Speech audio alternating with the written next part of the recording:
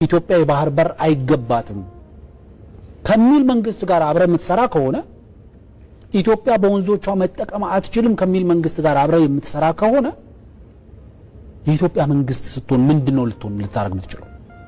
ምክንያቱም ኢትዮጵያ ውስጥ በጫካ በዱር በገደሉ የሚዋጉ ሰዎችን ታጣቂዎችን ስታያቸው በሻዕቢያ መንግስት ይደገፋል፣ በካይሮ መንግስት ይደገፋል። የካይሮ መንግስት እነዚህን ታጣቂዎች የሚደግፈው ይሄ መንግስት ምን ስላደረጋቸው ነው? ካይሮ መንግስት ምን ስላደረገው ነው ስትል ወንዜን ተጠቀማለሁ ስላለ ነው። የባህር በር ጥያቄ ስላነሳ ነው። ስለዚህ እነዚህ ሰዎች ከጫካ ጀምሮ በእነሱ የሚደገፉ ከሆነ ቤተ መንግስት ሲገቡ ምንድነው የሚሆኑት?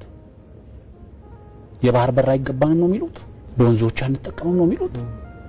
ወንዞቻችን የተፈጥሮ ሀብቶቻችንን ሳንጠቀምስ ሀገር እንሆናለን? የምግብ ሉዓላዊነታችንን እናረጋግጣለን? ከለማኝነት እንላቀቃለን? የባህር አሳ ሲሳይ የሚሆነው የበረሃ አሸዋ የሚበላው ወጣቶቻችን የሥራ ዕድል መፍጠር እንችላለን በተፈጥሮ ሀብታችን ሳንጠቀም?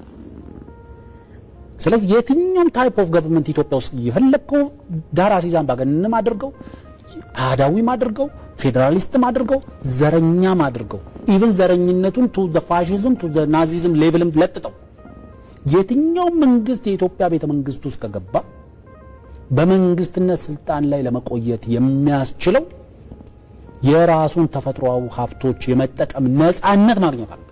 ይሄንን ነፃነትን ሸጠ የምትጀምረው ትግል የት ያደርሳል ነው ጥያቄ።